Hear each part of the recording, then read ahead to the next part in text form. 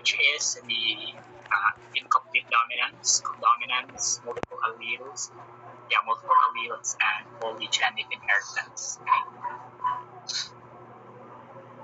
Okay, so today, the first topic is about pedigree analysis class. So this topic is actually based on the cliche that we usually hear from our friends, friends of our family. No, it is like the term "it runs in the family." Oh, by the way, can you see my screen? Yes, sir. Okay. Yes, sir. Okay, very good. So yeah, it is the term "it runs in the family." So today our lesson is actually related to that. So which is the pedigree analysis. So pedigree analysis class, it is the tool on its square way. Sakto, wala ko I was able to make a PowerPoint presentation for this because I was so busy. Wala na ko time mo create, so I'll be using your module instead. Okay, this was taken from module number 10 now. So I'll be using your module instead so that I will be able to share something. Okay. So pedigree analysis class is actually our pedigree analysis, so a very useful tool or study in genetics since it studies the genetic diseases that runs throughout the family, like for example from generations to generations. So kanina mga disorder, so this disorder or disorder, migikan pa sa atong mga ancestors, no? So that is the focus of the study in pedigree analysis. Okay, again, pedigree analysis is a very useful tool especially in genetic counseling and genetic research. And a diagram that traces the manner by which traits are inherited from parents to offspring. So it runs from the entire generation of your family, from sa inyong mga ancestors, sa lulo, sa inyong lulo, sa inyong lulo, sa inyong lulo, sa inyong lulo, na kabilong gikan pa na siya dito or nagmula pa siya doon. Then so these studies on pedigrees are particularly important when we want to predict if an offspring can get a hereditary disease. So it is a very useful study if we want to know if our offspring, of course, will be able to get hereditary disease that runs into the family. So by analyzing the pedigree analysis class, sometimes we do use the product rule or the basic Punnett square method in order to predict the genotype and the phenotype of a certain individual inside or that can be found in the pedigree chart. So always remember this symbol class in pedigree. So this is the usual symbol that you can see in the pedigree, especially the ones on the left side. So the square symbol represents the male, the circle represents the female. So if male and female are connected by a horizontal line, so meaning there's some sort of mating, sana all chart, mating, and then if parents are now, if inani mo appears, if this diagram will appear inside or on the pedigree chart, meaning so the two parents already had an offspring. So in this case, their offspring is male and female. Okay, one male, one female. So if inani mo appear, so we have a dizygotic twin. If nagpa-triangle ang appearance, that's monozygotic twin. Then the diamond shape is for a a sex that was not specified, or if wala jud nahibaw-an unsa, if hindi nalaman talaga sa research kung ano yung kasarian ng isang individual, okay, ng isang tao dito sa any inside the pedigree chart. But of course, the numbers are usually located at the bottom, or right below the square or the circle shaped one. So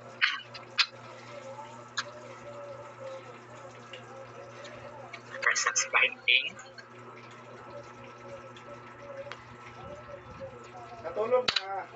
Okay, so and then and of course for the shaded na ang square and the circle, I mean those individual are affected by the trait. Okay, so if this is so shaded individual, meaning affected. Okay.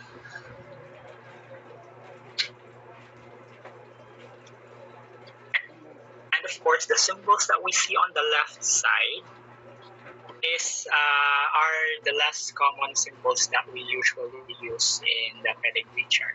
Okay, so for example, we have here the half-shaded square and circle represents the heterozygous for autosomal recessive trait. So so these individuals not manifest the trait, but they are carriers of a recessive trait. Okay? And of course, we have the dotted circle or the dotted square, meaning a person is a carrier of an excellent recessive trait, and if nanay slash ang shape, then meaning that individual is deceased. Okay, we also have a symbol for abortion. Okay, so propositus, we also have a symbol for that, and then method of identifying person in a pedigree. So we usually use these arrows to identify individuals inside a pedigree. Like for example here, the arrow is pointed at this individual, so we identify it as the second individual in generation number. Okay. And then, of course, we have the consanguineous marriage and divorce symbol. Okay, but this symbol is very rare. The usual symbols that you can see are this. We also have this and this one. Okay. So an ideal pedigree chart by Bioweight Plaza shows the following. First is the number of generations. So it is represented by a Roman numeral. And it is always located sometimes in the left side of the chart or at the right side of the chart. Depending on the chart. So there are some charts that the number of generations are located on this side. Okay. Then of course the numbers representing the parents. So parents 1 and 2. Of course each individual will usually have numbers that represents them. So these individuals are the founders of the generation. Also, we have parent number 1 and parent number 2, and then these are their offspring. So see individuals 2, 3, and 4. Can we see individual number 1 from generation 2 is the asawa or bana sa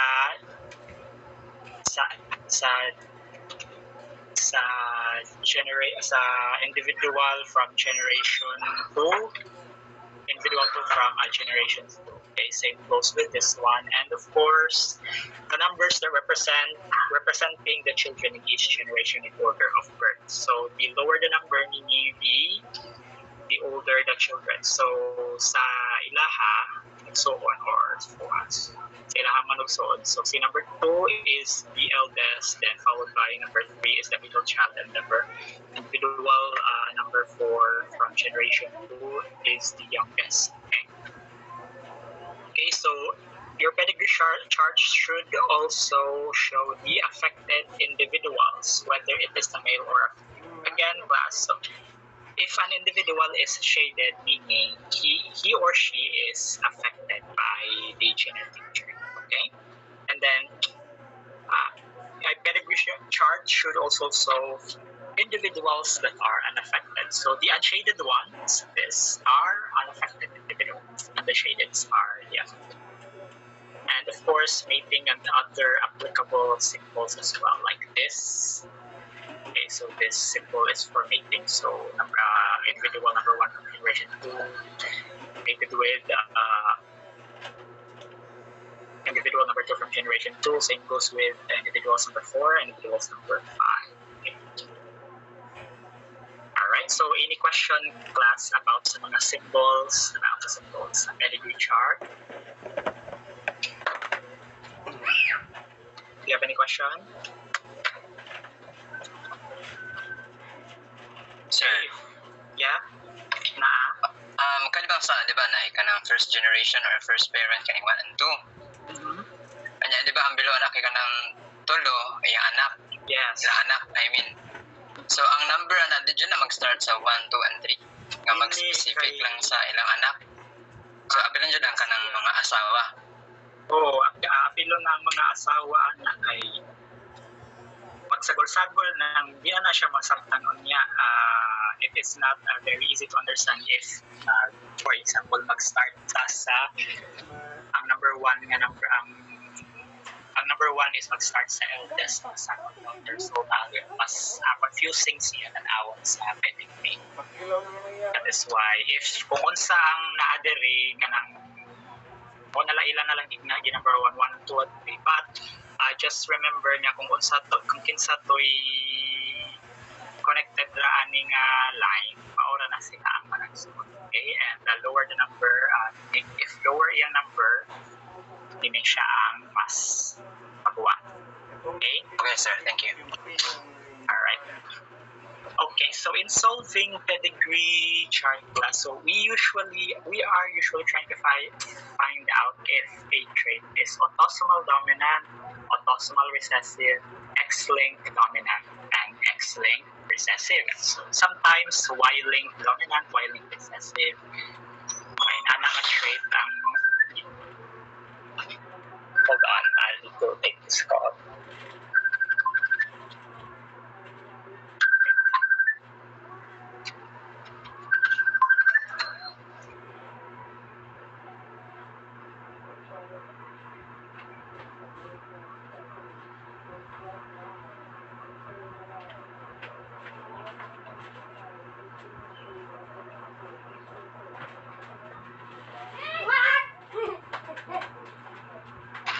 Pasensya na ay quick na commercial.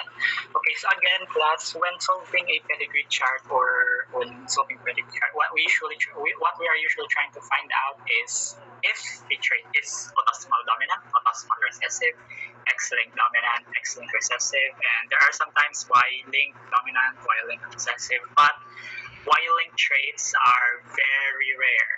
Nagsara dyan na siya Y-link, and even in the internet or even in books, you cannot really see in a Y-link dominant or Y-link recessive traits. But since again it is a very rare example. So the most common we have the autosomal dominant, autosomal recessive, X-linked dominant, and X-linked recessive. But today we are going to focus on the autosomal dominant and autosomal recessive trait, and X-linked dominant and X-linked recessive trait will be saved for tomorrow's class tomorrow. Will be saved on Friday's discussion, which is for sex-related inheritance. So we'll just focus more on autosomal dominant and autosomal recessive. Okay. So for you to find out if a trait is the autosomal dominant or autosomal recessive, so there are rules. Okay? There are rules that we usually follow. Okay. Here, in our diagram, basic or the most basic rule that is being indicated is that if a trait is autosomal dominant, it does not skip generation.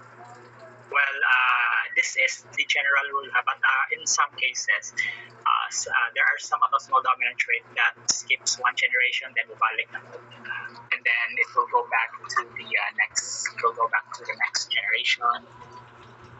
Okay, so how do we even know if the trait is autosomal dominant if I just looking at this diagram that we have here?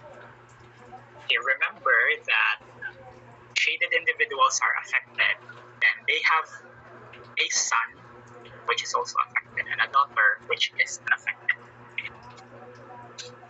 Okay, we can say that this is an autosomal dominant trait because if these two possesses a dominant allele, okay, for example, if these two will possess a dominant allele, okay, like for example, letter A, no, so AA, then AA.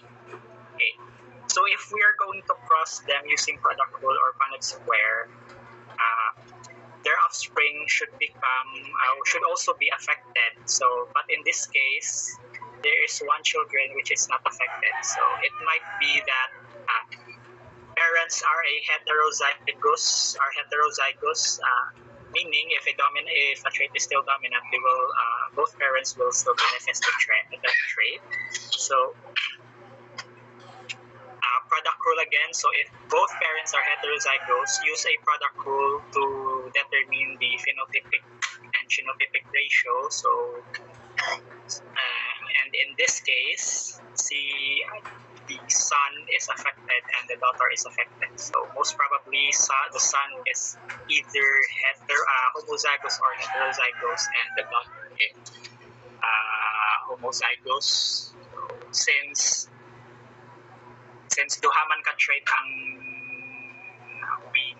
since duhaman ka trait, since duhaman ka parent ang affected, so muna siya ang isa sa mga rule plus, and then the other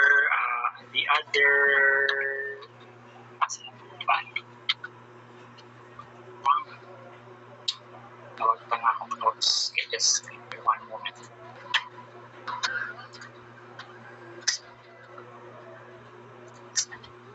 Kadali sa tawag pa nga akong i-prepare notes.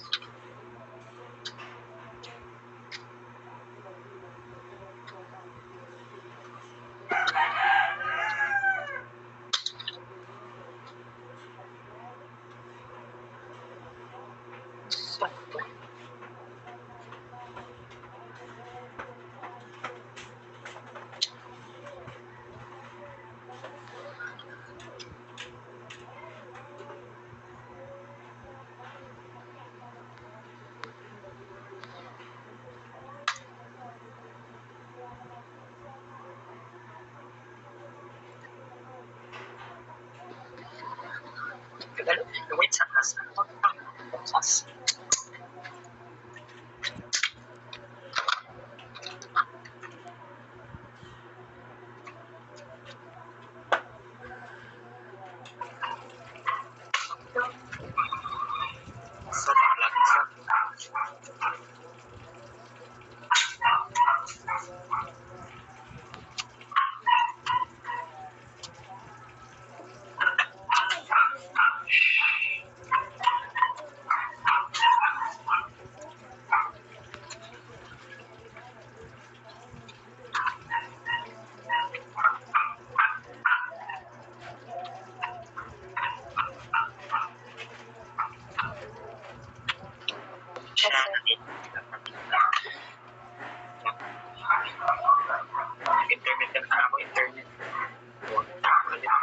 Anyway, okay, going back. Okay, males and females are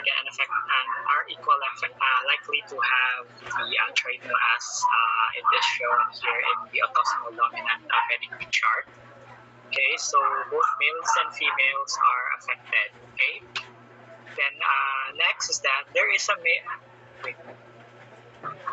there is a male-to-male transmission, of course. This is very true to autosomal dominant, even autosomal recessive patterns. Then, there is no male-to-male transmission is for the X-linked inheritance. So, in autosomal dominant and autosomal recessive, so you don't need to worry if there is a male-to-male. There is always or will be a male-to-male transmission. Okay. So traits do not skip generation generally, again, as I have mentioned earlier. So traits do not really skip generation, but here, but that rule is not really true in every autosomal dominant pedigree chart, because sometimes there are charts that charts, even though it's autosomal dominant, it skips generation. Like, for example, this one. It skips generation because, again, the trait is dominant, and these individuals are homozygous recessive, meaning they will not manifest the trait. So it is already understood that they will have an offspring which is also unaffected. So if you are going to try and cross both homozygous recessive allele using product rule or Punnett square, you will the answer will be all homozygous recessive. Okay. Okay. Next. If parents don't have the trait, their children should not have a trait except for situations of gene amplification. So again, class, if their parents does not manifest the trait, so their children should not have manifest the trait. Like, okay, so same example. So the parents of these three siblings does not manifest the trait. So both, since again, these siblings does not manifest the trait because their parents doesn't also manifest the trait. Again, if you're going to apply product rule, you will have 100% chance of them having a homozygous recessive genotypic and an unaffected phenotypic ratio. Okay. Here. The trait is present whenever a corresponding gene is present generally. Okay? If both parents possess the trait but is absent in any of their offspring, then both parents are heterozygous or a carrier of the trait of a recessive allele. Okay, so if both parents are affected but they have a children which is unaffected. So affected si mama o si papa but ang anak not unaffected, meaning ang anak naka-receive og homozygous recessive trait. So therefore its parents are heterozygous. Again, if we're going to apply product rule, so heterozygous crossed with another heterozygous, the resulting phenotype is 75% is to 25%. So basin si children na unaffected na belong siya sa 25% chance, right? So mauna siya. And of course, homozygous for dominant condition is will experience more severe form of condition, like for example in Huntington's disease. So it's not really related to the chart we have here above, but if an individual is a homozygous, meaning he possesses two dominant, homozygous dominant meaning he possesses two dominant alleles, correct? So that individual most of the time will have a more severe condition of that genetic inheritance or diseases compared it to a heterozygous, which is affected but not as severe as the homozygous dominant individual. Okay, like for example for Huntington's disease, so that is an example of an autosomal dominant trait. So if an individual is homozygous dominant, so most probably he or she will experience a more severe case of the Huntington's disease. Okay, example na siya ha. Now my question, so do you have any question? So asa mo na part mo lang kasabot para ma-explain at mag-focus at hello?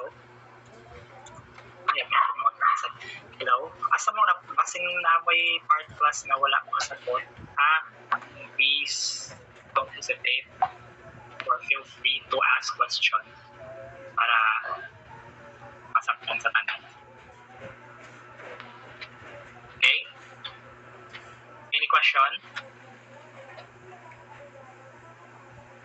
I think none so far, sir. Okay, none so far. Okay, so okay, now let's proceed to autosomal recessive na punta, no? Okay, so autosomal recessive, so one basic rule to identify if a trait is autosomal recessive is that the trait usually skips generation, but again, this is not true to all chart because there are some times that the trait does skip generation, but it really depends. But it really depends on the chart or on the family. But most of the time, if the trait is recessive, only few of the family members will be affected, and it usually skips generation. So, if, for example, imong lola na i-trait, then imong mama wala, then ikaw na, so it is possible na basing recessive imong recessive ang traits in your family because your parents are even affected by a certain trait because they probably have the dominant alleles on their as their genotypic combination. Okay. So here, class. So we can say that this trait is recessive, okay, because of these affected and the individual. Okay. Okay, so take a look at our chart. So both parents are unaffected, meaning they have so let's assume that they have one affected. So let's assume that they are heterozygous. So for example, A, dako, A gamay, A dako, and small letter A. So if we're going to... Excuse me, sir. Wala pa pong share screen. Oh, sorry.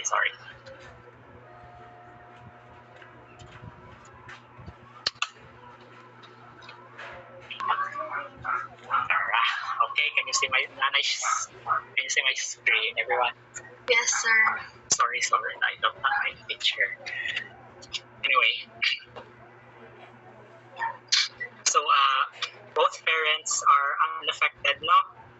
So let's assume that these parent 1 is heterozygous and parent 2 is also heterozygous. Okay. So, in our product rule or Punnett square, if we're going to cross two heterozygous individuals, again, their phenotype is 75% dominant phenotype, 25% the recessive phenotype. So in this case, since the trait is recessive, it is most probably that its parents or her parents are carriers of the recessive trait, and that is why she is the only one who is affected by the trait, and not his big brother. Okay, so let's take a look at another.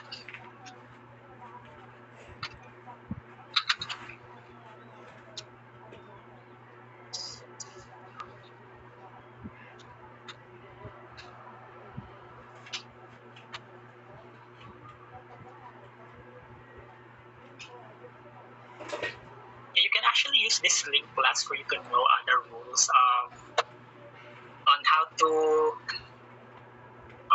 identify if the trait is autosomal dominant or autosomal recessive. So let me go ahead and copy this one and our backgrounds. So also go ahead and browse this link. This is the link that I usually use when I discuss software. Okay. Here are the rules, or the main rules to identify if a trait is autosomal recessive. So males and females have the same chance of experiencing the trait. So same goes with the autosomal dominant. Males and females have the same chance of expressing the trait. So an individual can only express the trait if he or she is homozygous. Okay. Again, so based it on our law of dominance, if both traits are recessive or both alleles are recessive, so organism and the trait is just, so there is a recessive trait and an organism manifests two recessive alleles. So, meaning that organism will manifest the recessive trait. Okay, so here, if both parents express the trait, then all of their offspring will also express the trait. Okay, wala pa example. Wala pa example na prepare. So, again class, since, okay, for example, na lang kaniya, let's assume that individual number 2, okay, parent 2 is affected. So, imagine nga shaded ni si Kinesia, okay? Just imagine na shaded ni siya. Since our trait again is autosomal recessive and both are affected, so their offspring should also be affected by the trait. Since if we are going to again use product rule, homozygous recessive times homozygous recessive will result to 100% homozygous recessive offspring. That's 100% now. Okay, so all of their children should be affected if shaded sa autosomal recessive. Okay. So if the offspring express the trait but their parents don't, then both parents are heterozygous. Okay, so take a look at this one. One children is affected, both parents are unaffected. So it is already understood that the parents are both heterozygous. Again, apply product rule. Heterozygous times heterozygous. So phenotypic ratio is 3:1. 3 will be unaffected, or 75% unaffected and 25% affected. Okay.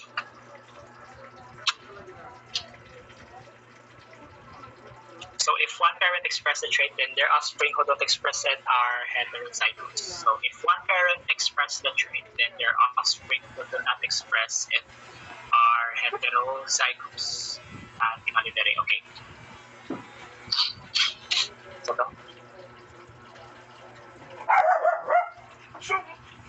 Okay, so here you can see that one parent is affected by the recessive trait. So meaning their children is not affected. So most probably that their children possesses a heterozygous combination. Okay, like for example, capital A and small a.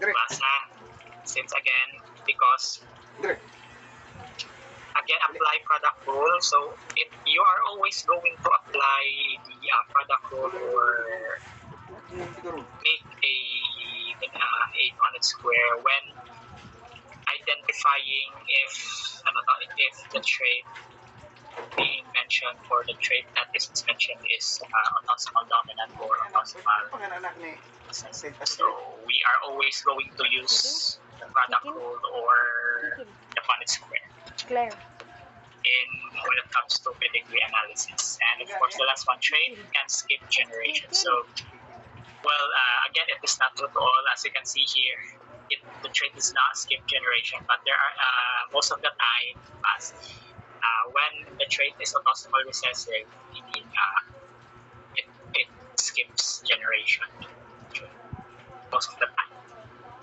But again, it's not true to all. Okay. So, may part na wala po kasabot. Meron bang part sa discussion na hindi nyo nagilihan or medyo nakukulangan kayo, please let me know or please feel free to ask questions to us, okay? Feel free to ask questions kung siyempre kayo kauwaw, pwede na mga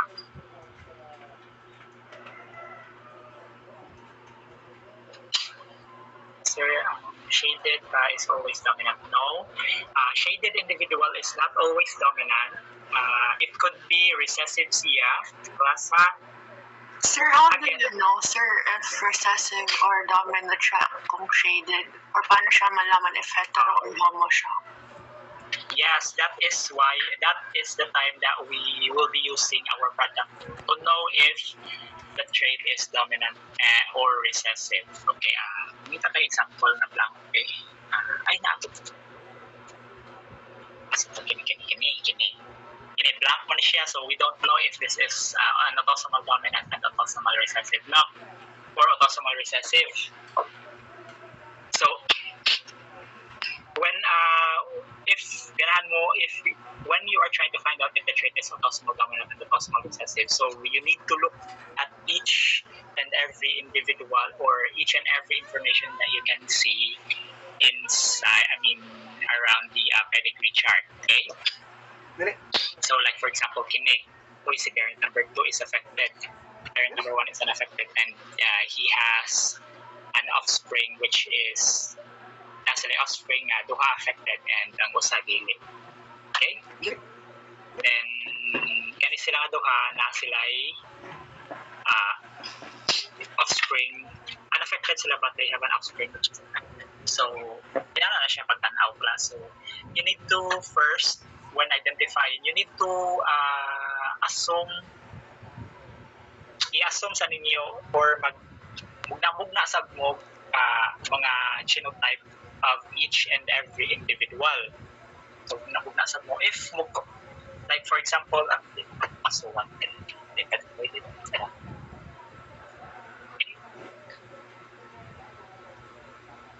hindi ko pasuwan.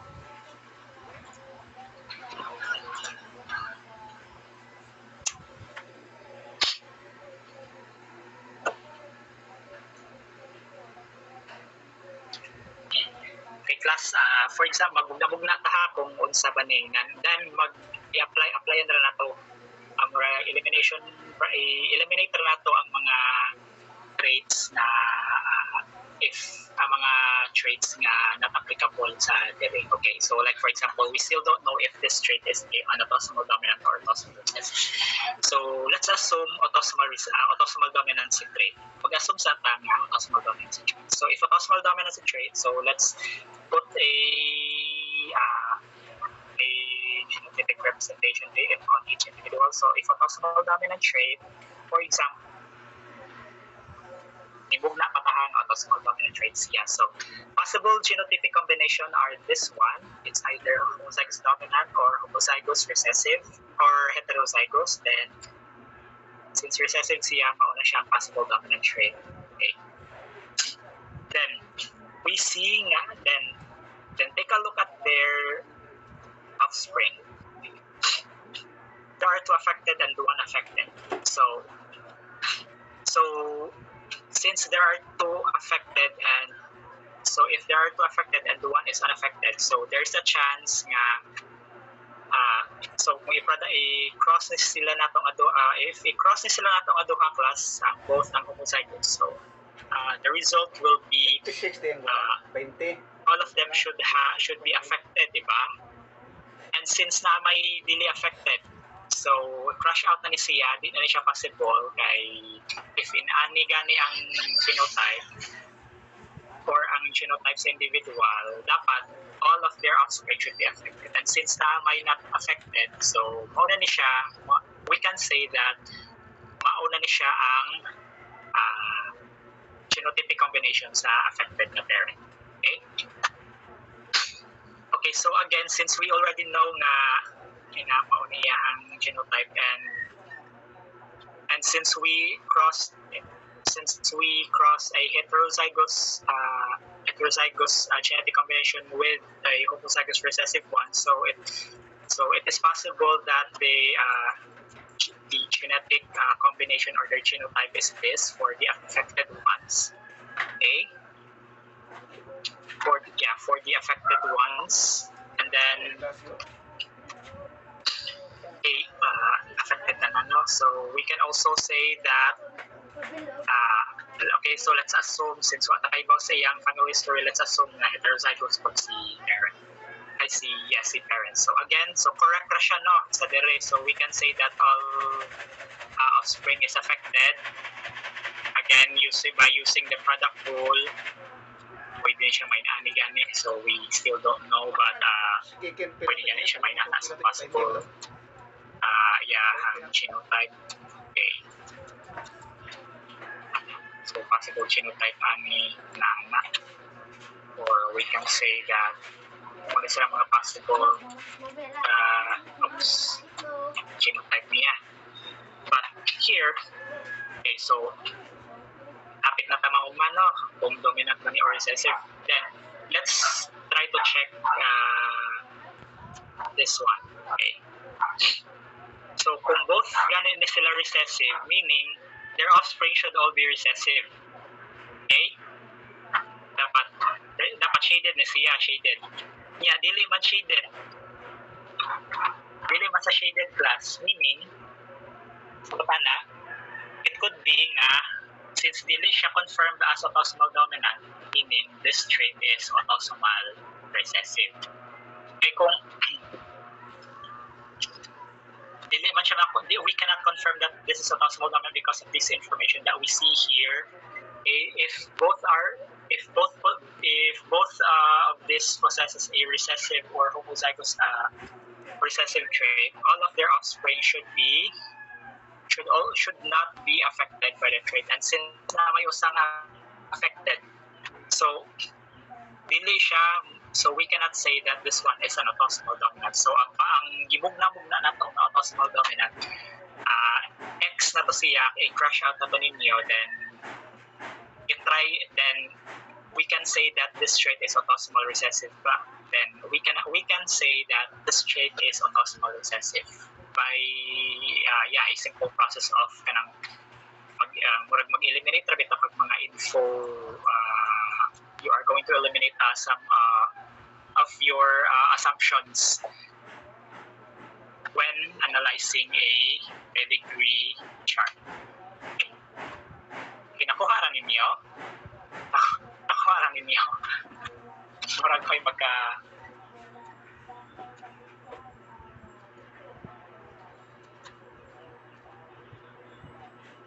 nakuha ninyo, class.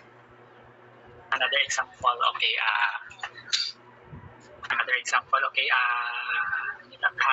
Magita ko sa Google o mga blank chart. Okay, hold on. Stop sa presenting magkita sa mga image. Baklaro, raring medyo blurred. Madalara, sir. Madalara. Okay. Gamay kayo ang nakita na ko. Sige, okay, so let's use this one as an example. Again, we don't know if this trait is autosomal dominant or autosomal recessive. So, okay, AD for autosomal dominant and AR autosomal recessive. So let's try to find out if this trait is autosomal dominant or autosomal recessive. Even me, I don't know if this is autosomal dominant or autosomal recessive. So let's analyze this one together. Okay, so first ang akong buhaton, again, mag-assume ko nga autosomal dominant siya tibuok ang tanan. Mag-assume sa akong autosomal dominant siya. So, usually akong buhaton class is mag-assign ko mga phenotype ay genotype sa kada individual. Okay, since nag-assume akong autosomal dominant siya, sakto ba akong hypothesis? So let's try to find out. Okay, so since again autosomal dominant trait, so all unshaded will have a homozygous recessive. Okay, so let's see. Okay, let's try to find out here. So there is both parents are unaffected, and they have one children which is also unaffected. So pwede siya sa autosomal. So we can assume that the trait that is being possessed by this individual is autosomal recessive. But then since naminyo siya og affected, okay, so let's just say this one is maybe board. Ito itong may whiteboard pa para mas dali ra ini. So okay. Since naminyo siya og affected class, so we can say that if affected sa individual, it's either homozygous siya or heterozygous. And then they have a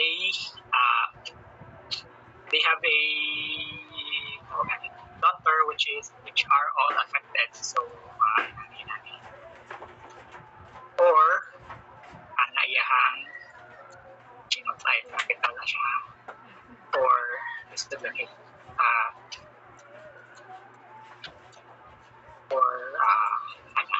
kaya ko na importance nila. So mo na siya possible genotypes ng parents. So pwede, di ba? Klaso pwede.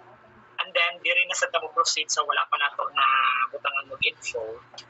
Okay, since kini siya, so this individual nagminyo og ingani, then ila anak all affected. So we can say that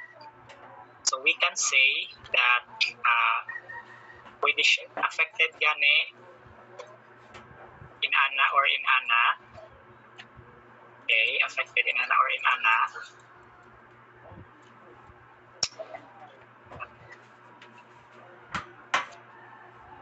Okay, it's either in ana or in ana. Okay, so pwede, di ba? Pwede. But then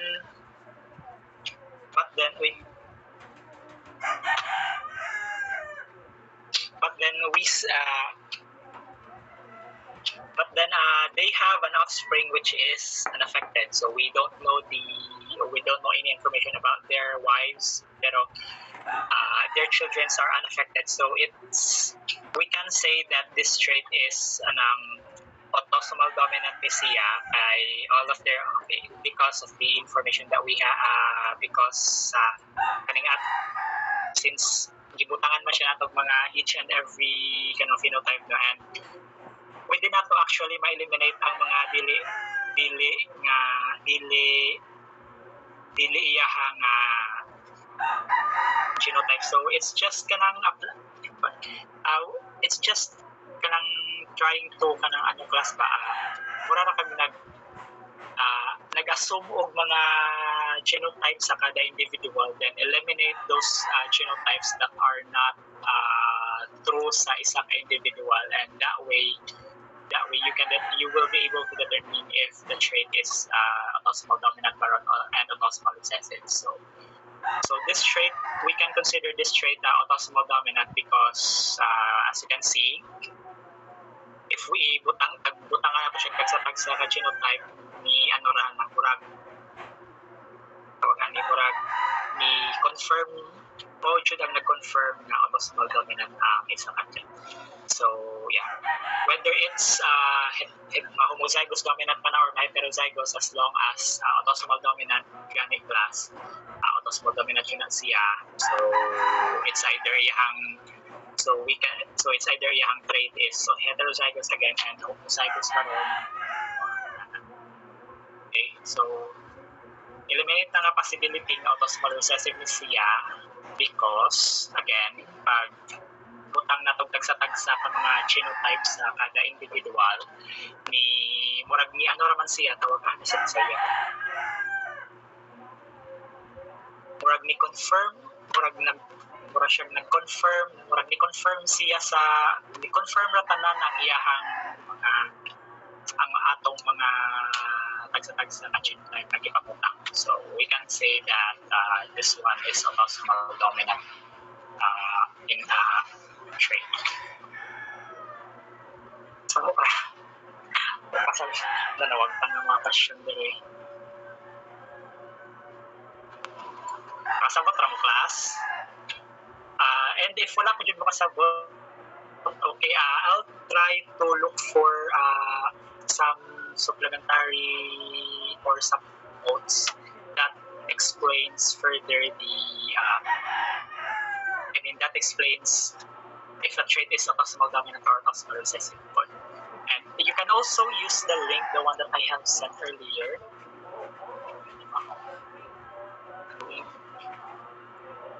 I have sent earlier. I will try to post that one in sa atong group chat board para aware maano po mo. Then I will also give some examples as well. Okay? Para mas makasabot po mo sa if unsaon pag-identify if autosomal dominant ba siya or autosomal recessive ba ang trait. Okay? Napa may question, class? Any question? Sir, Okay, yes. naalala ko Yes. question, sir. Autosomal dominant siya, sir, if like ang offspring carry gid sila sa it or dili, sir, niya if like recessive siya if naay mga carriers, sir. Nagkalimut ko pa nga, sir. Sige, wala kasabot na. Balik daw ang question. Oh, sorry, sir. Kanang may bawaan siya nga autosomal dominant, sir, if like ang offsprings kay mag-carry gid sila sa trait or like dili as mo padayon ang pedigree, sir, or mo na ang basihan, sir, nga sa recessive if naay mga carriers, sir. Yeah, sa recessive, if depende sa parents, no, if sa feeling mo mo na siyang pag-assume mga genotype sa kada individual para may bawaan ninyo if dominant or recessive ba ang genotype sa kada individual. So if autosomal dominant ganit na siya, class, again, autosomal dominant siya, so I mean, for example, the offspring kay autosomal dominant niya, ang parent kay, si offspring affected niya, both niya nga parents kay unaffected again. So, if butangan na siya ni mong tagsa-tagsa ka mga genotype class, so since unaffected man si parent and si offspring kay affected, so we can say na autosomal recessive siya because, again, two unaffected parents, meaning that a certain individual possesses the recessive trait that is coming from the parent, which is, we can say, nga carrier po. Okay, sir. Thank you, sir. Kung yung pangutana. Sige lang, Yes, sir. Yes, sir. mag-send ra kog mga videos po sa GCR Lab. Okay, sir. Thank you, sir. At least na mo yung additional mga information na ma-learn ko. Kay sa una, mauna siya ang gitudlo sa among teacher po sa genetics, like magmugna mi if autosomal dominant or autosomal recessive. Like that's the technique that that's the technique that I am used to So magmugna ko if, for example, isa ko wasa ko kahibaw sa tanang if autosomal dominant siya or autosomal recessive. Magmugna ra sa ako autosomal dominant siya, then ako at tagsa-tagsa ka genotype ang kada individual, no? And then if ang akong hypothesis gani, like for example, dili siya pang autosomal dominant ang ako ang banya naay mga something jud nga dili bitaw pa like dili ko makaingon nga autosomal dominant sa mga genotype na akong ipangutang. That's the time nga i-consider na ko siya as autosomal recessive. So, inana siya. So, another technique pa dyan class nga ako na-learn. So, color, no? So if gagmay, kung gamay ra gani na siya sa pedigree chart gani class, if gagmay na siya or gamay ra nga individual sa affected, so most probably autosomal recessive na siya. Like for example, labi na ni skip og generation class, no? Like nya gamay ra kayo nya ni skip pa yung generation, so most probably that's autosomal recessive. And if you see nga daghan gani ang affected ni individual, it doesn't skip generation, which is mao na siyang usual example yun sa dominant trait, sa autosomal dominant. Yeah, you can say it is autosomal dominant, but you really need to be careful because there are some only one isa ra ka individual plus maka-affect sa bilog na pedigree chart, no? Bisag na dili pa na siya nag-skip of generation, basta naray one individual nga musimang ganit. Basta naray musimang sa if magbutang mo mga genotypic combination, yan na inisimang gani.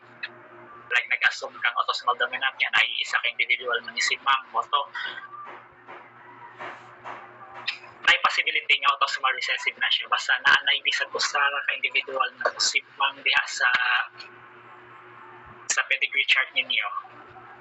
Most probably autosomal recessive, most probably dili na siya autosomal recessive mo siya.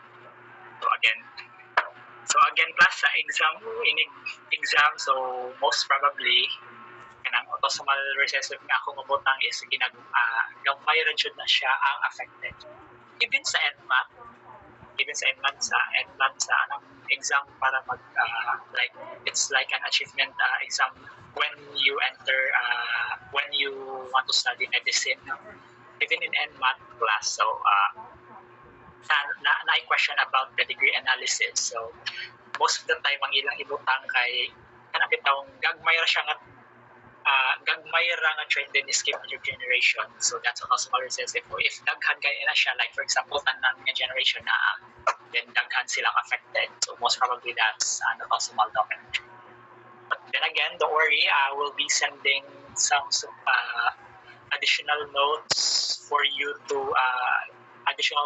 class para mas masabtan pa ninyo ang pedigree. And then I'll try to look for videos here base na ako nila yung mga pinaguan videos po at pinaguan po na ako mga notes. I'll be sending it to you class, okay, in our group chat or it's probably in our GCR, okay? Okay. How about the mga activities at hapon here about pedigree chart? Pedigree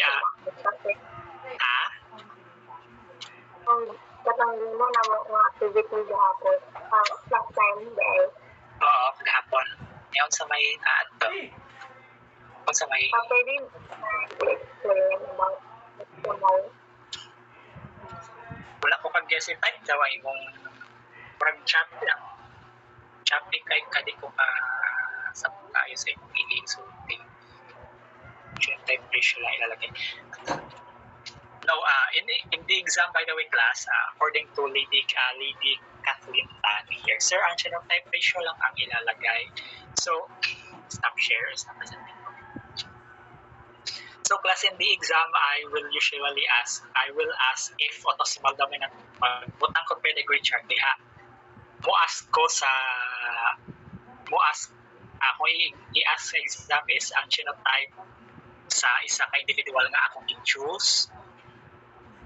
Na siya, then of course ask food ko if autosomal dominant or autosomal recessive ba kung autosomal recessive ba na ang dominant ang chart or autosomal dominant. So na siya possible question na magawa sa exam. Okay, so katong may question ba ganina type lang please kay wala siya ko kag-get.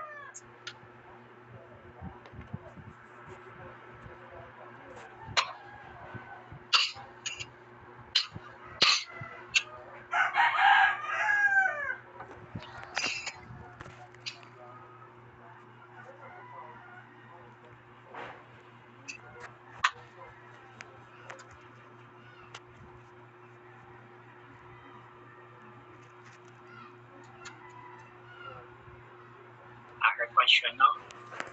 So, how about the others? Napa ba may question lain? Sir, pwede mo ba ma-explain yung kahapon na activity? Sure ko sa activity ko lang sa sa Google Class. Pwede na elaborate. Okay. Wait lang. Ako i-open na lang ako.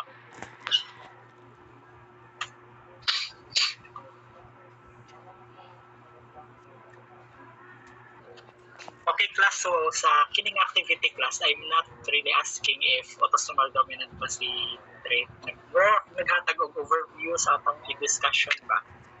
Kung unsa ang chart, how does it work, how does this chart work, and kung unsa siya, how is this important. So, I'm not really asking if kung i-answeran ba ninyo nga autosomal dominant ni siya or autosomal recessive. It is like kanang mura tawag ani mura siya kung unsa inyong nahibaw-an or unsa inyong nakita-an ani nga chart. Okay. Ano sir, pero nagtubag mi ato sa kung nga Autosomal dominant or autosomal recessive. Oo, nag-answer mi og autosomal recessive sir, but dili may sure. Sige lang, okay na siya. Okay, sir. Actually, activity lang namin barag ang graded ang the way ko mag-grade ang ninyo kay depende sa content no. I-answer ang ninyo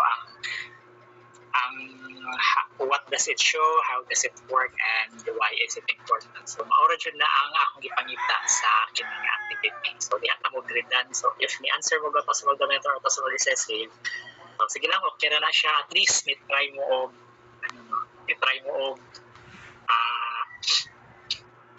tawag ani kanang guess ba if autosomal dominant or autosomal recessive ba ang rate.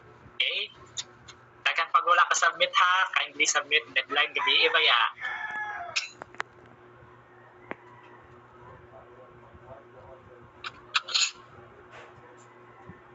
Sir, about ato sir, na ako'y private comments sir, kaya na-view ko sa bagong activity to laptop na overview mangguro sa kwan sir, napislit na ko ang submit, but gabi pato na Sa submit na sir. pagkakitaan sa mga private comment ba? I-check ra na ko yung name dire.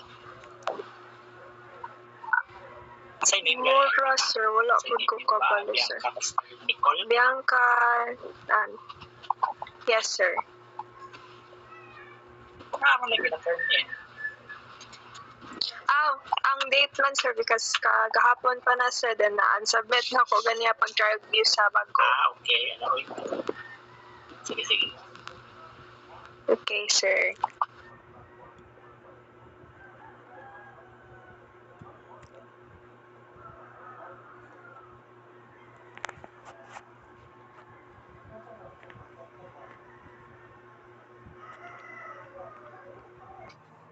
Okay, so our next topic was taken from module number 11. Okay, so this is the start of non-Mendelian genetics, no, part 1. So we have incomplete dominance and full dominance.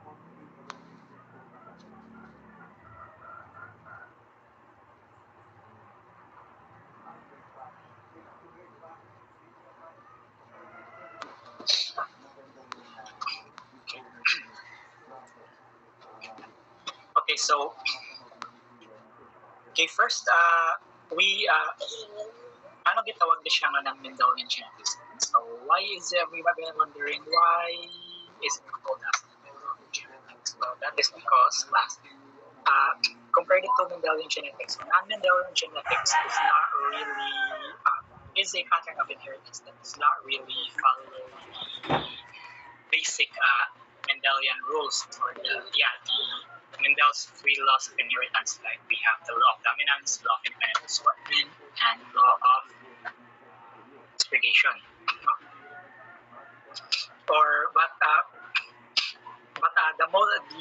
The rules jud nga iyang gi-break mo gitawag siya ng Mendelian is the law of dominance because sometimes class there are traits that will not really that will not really, there are organisms, if they are heterozygous, they will not really manifest the trait of a dominant, but they will have their, a heterozygous allele will have their own phenotype. That is why it is not called as a Mendelian genetics. Okay, so one example of non-Mendelian genetics is your incomplete dominance class. Okay, so incomplete dominance, by the way, a phenomenon where the heterozygous will express an intermediate phenotype. So, sa atong basic Mendelian genetics, no? If, for example, the color of a flower is, red. The color of a flower is red for dominant, and for the recessive, the color is white. Okay, so if heterozygous gani siya class, di ba, ang color sa flower will still be red, right? Sa Mendelian genetics. But here in non-Mendelian genetics, well, most especially in complete dominance, a heterozygote will not express the phenotype of a dominant allele, but they will have their own phenotype, or they will express an intermediate phenotype. Okay, so let's look at this diagram as an example, or let's look at this picture as an example. So here, for the first generation, so a plant has a color red flower. So red ni siya klasa na, red ni siya klasa din siya ito. So a plant possesses a red colored flower. So its genotype is homozygous dominant RR. Then crossbreed, and then crossed it with the flower that has a color white petals with the genotype homozygous recessive RR. There, so kung i-cross mo 100% heterozygous ang ilang genotype, and their phenotype, so sa phenotype na class, heterozygous siya, pero dili red ang iyahang phenotype. But instead, ang ilahang phenotype is pink. It is like the combination of both. It's like the combination of the color red flower and the white flower. Then if heterozygous gana siya, mo siya pink. Yeah, so that's an example of incomplete dominance class. For heterozygous, they will manifest an intermediate phenotype. Hence, in this example, we have the pink-colored flower petals. Pink-colored flower petals. Now, if we are going to cross both homozygous dominant red flower and a homozygous recessive white colored flower petals, okay?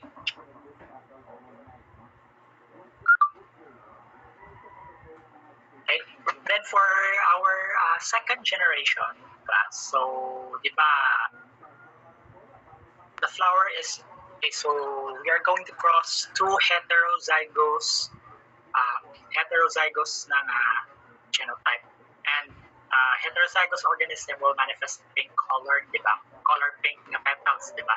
So if we are going to cross both, okay, so here's the solution.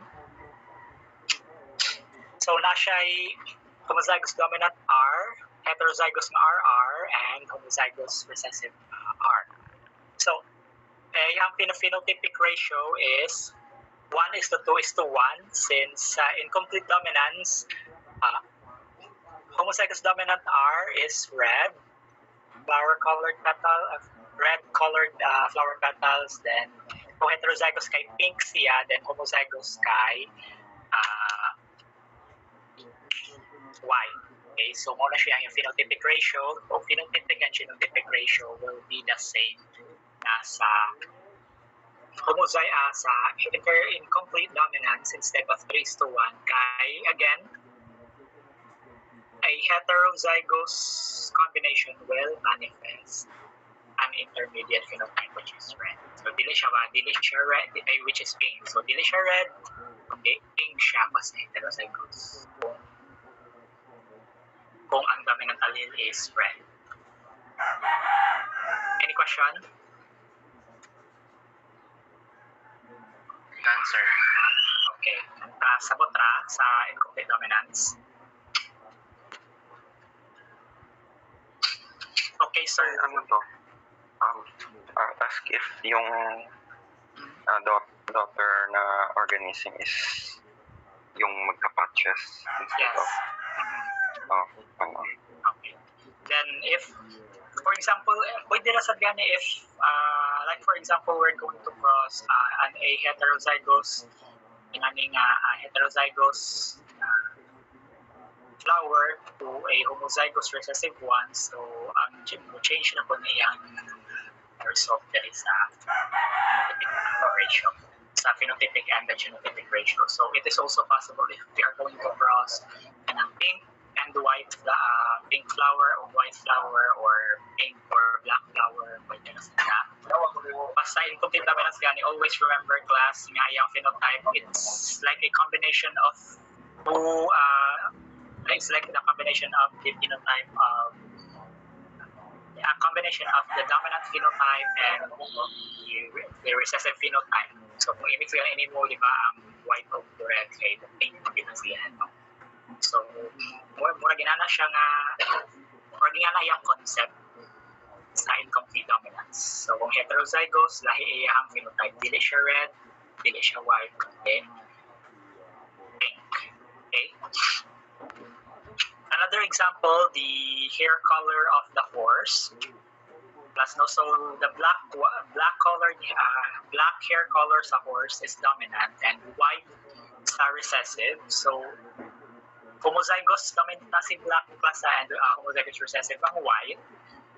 So kung i-cross ganyan na siya nimo, mahimo siyang so they will all have a heterozygous offspring. And the phenotype that will be manifested by a heterozygous individual is color gray. Wala siya. Then, so next we have the codominance. So concept is the same sa incomplete dominance. The only difference is that, concept is the same again since a heterozygous individual or organism will manifest a different phenotype. Pero sa codominance, sa codominance, if an individual is heterozygous, so both phenotype you can actually observe both the phenotypes of the dominant allele and the recessive allele. Okay? So we have one example here. We are going to cross a black bull and a white cow. No? So, letter B is color black sa cow, sa black na bull, then color white sa cow. Ang color white na cow is homozygous recessive, so mauniyahang genotype. Sa black bull, mauniyahang genotype. So, kung i-cross na to again, reproduce siya og all 100% heterozygous.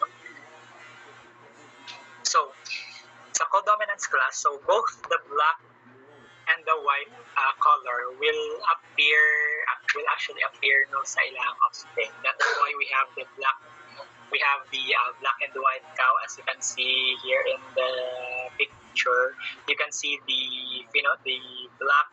You can see the cow is manifesting the black color that is due to the dominant allele that is coming from the black bull, and of course the white ones that is due to the recessive allele which came from the white cow. Now, so inana na siya sa codominance class again. The phenotype of both the dominant allele and the recessive allele will be manifested by their offspring. So in this case, kanang black and white na cow. So for the second generation, if we're going to cross both two black and white cows here, so result is also the same. So phenotypic and genotypic ratio is 1:2:1. So homozygous dominant B is 1. So heterozygous combination is 2, and homozygous recessive is 1. For the genotypic ratio, that's 1:2:1. For the phenotypic ratio, so BB, capital BB, gani class is black, no? Yan. Kung heterozygous, that's black and white. And for the homozygous recessive or small letter b is white. Okay, so mauna siya ang phenotypic ratio is 1:2:1. So yeah, same sila concept sa incomplete dominance. The only difference that sa codominance, both phenotypes sa dominant and recessive will appear sa ilahang offspring, pero sa incomplete dominance class, so they will in incomplete dominance, the offspring will manifest an intermediate trait. It's like a combination of two. It's like a combination of the phenotype of the dominant one and the phenotype of the recessive one. Like i-mix sila, muna siya mahimo siya. Unang nahimo og laing ilang color. Like for example, ang flower ni pink, ang hair, ang buhok sa horse or the hair of the horse became gray. So that's incomplete dominance. Okay. Wala ilang difference sa duha. Another example is we have your blood type as well. It is considered as codominance because as remember natay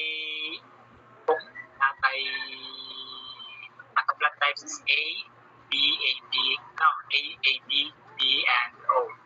So if kung sa atong blood type class, if AB na gani na atong blood type, meaning codominance na siya. Okay? So, since ang A is the antigen A or the phenotype A is dominant and the phenotype B is also considered as a dominant allele. So if i-combine na sila nga duha, o ng AB ang sa blood type, o na naatay na ay mga individuals na AB ang ilahang blood type. So for when it comes to blood typing class, that's a different topic for that's a topic for multiple alleles, by the way, sa blood type. So you will really understand more regarding blood types, or how do we paano lang nganong, like for example atong parents is type O niya kita type A or type beta, pag nasa ako sinamala ako type O niya ako type A, di ba ina na may buong kaso.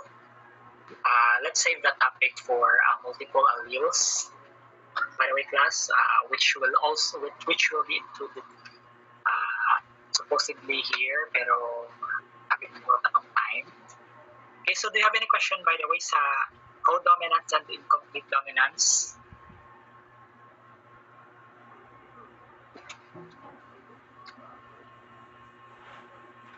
Any question? Incomplete dominance and codominance?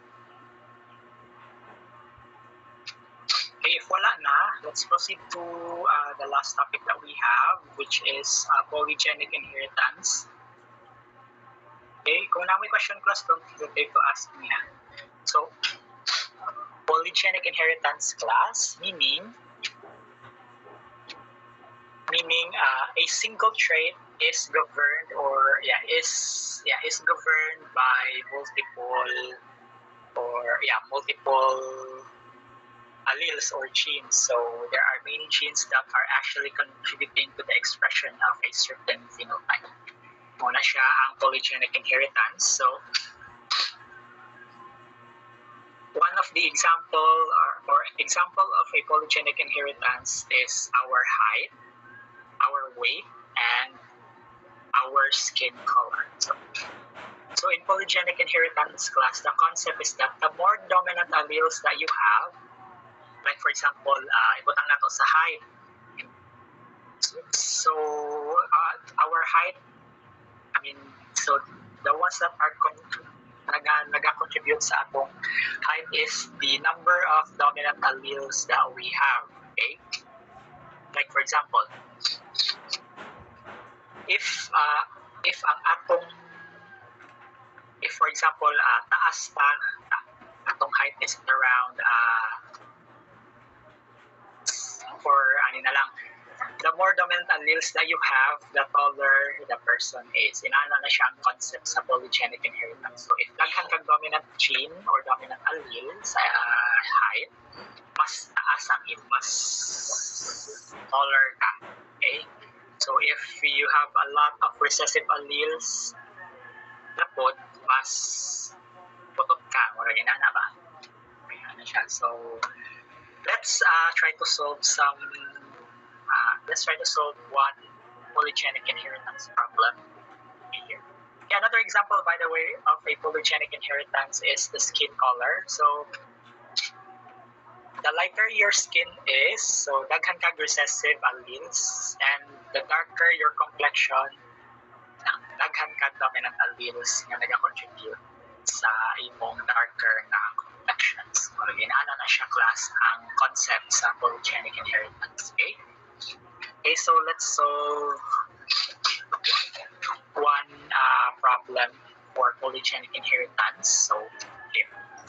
Okay, a pumpkin weighs 5 kilograms and it has an allele combination AA, capitals AA and capitals A.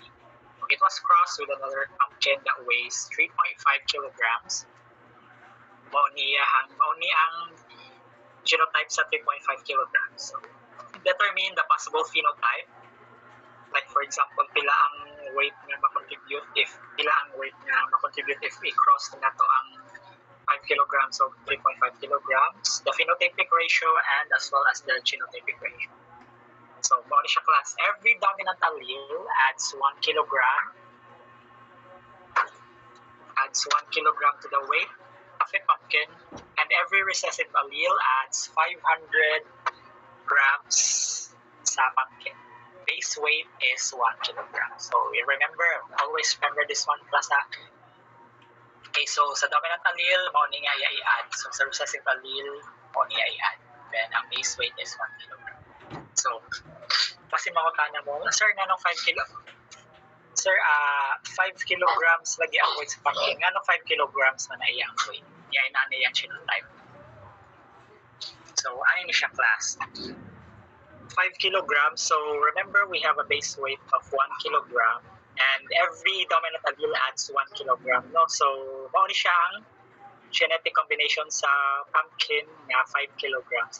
So 1 kilogram ang kada dominant allele. So 1, 2, 3, 4. So na siya. So kani siya class, kani 4 kilograms nga, since may upat ka dominant allele, so 4 kilograms ang ma-add sa base weight nga 1 kilogram. Mauna siya nga 5 kilogram ang weight sa pumpkin, sa first na to nga sa pumpkin. And then for this, kanong 3.5 naman ang weight. Okay, let's check.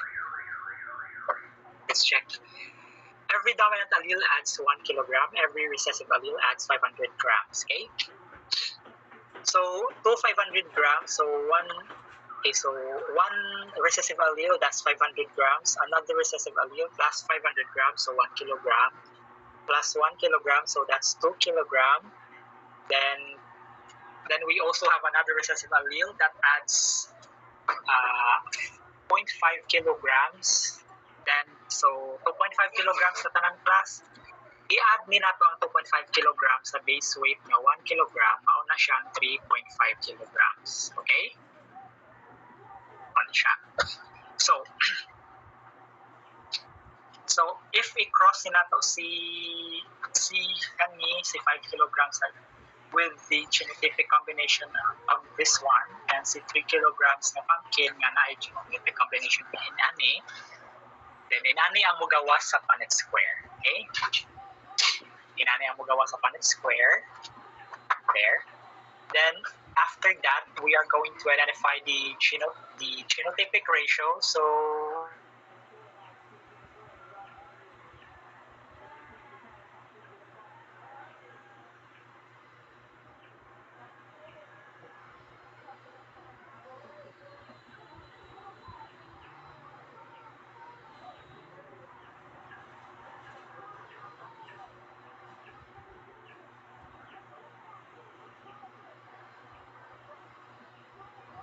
1:4, 50-50. 50%, 50% sa genotypic ratio.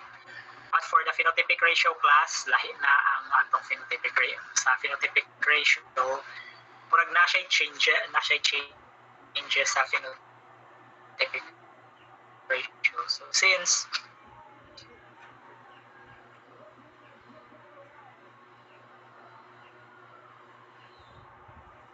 change na bilang weight sa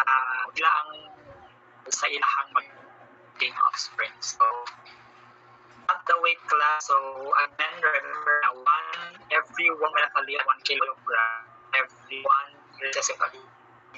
So ito siya nato kinilalandi. I-count rin siya nato.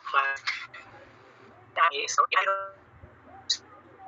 count niyo bilang so 1, 2, 3 so 3.5 and kilograms to the weight of so that 0.5 so ang mga offspring na nainan na genotypic combination or and so that's 4.5 kilogram or 50%, 4 kilogram 50%. So nga 4 kilogram man ang ikaduha. Okay, ang dire.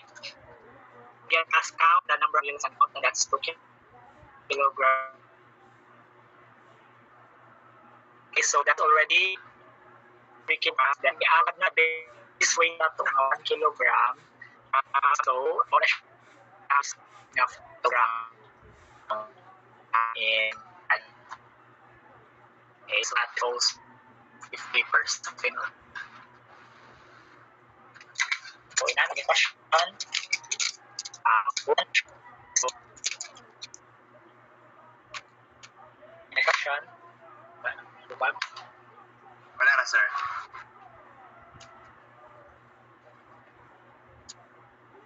Are you sure? Clarification? Wala na?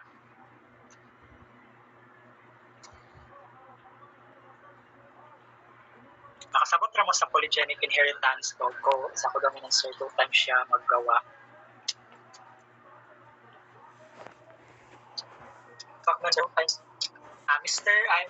Miss Lady Kathleen Tan, ang imong question kay kung codominance ba duha ka pa square ang buhaton? O ba na imong question?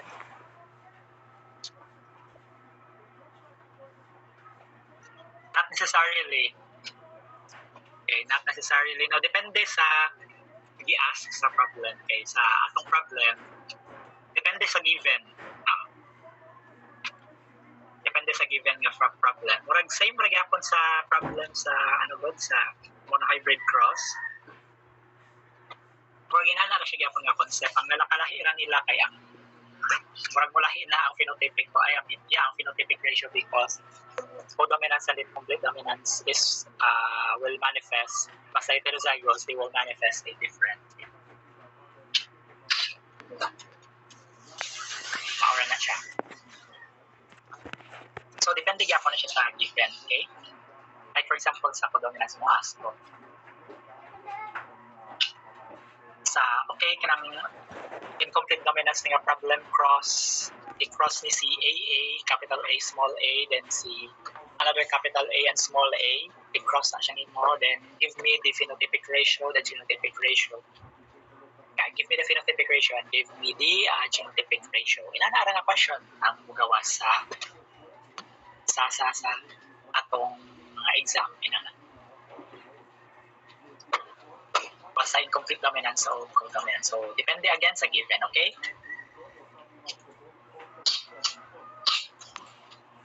Alright, so any other question?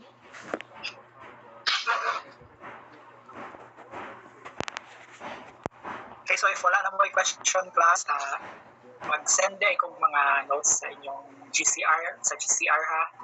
Mag-send ko dito mga notes and then